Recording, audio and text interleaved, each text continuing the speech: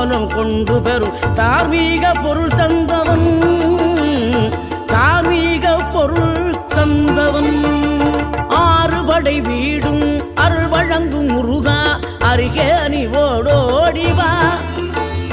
மூவிரண்டு முகம் ஜொலிக்க ஆறிரண்டு கரங்களுடன் ஆதரவு தரவோடிவா.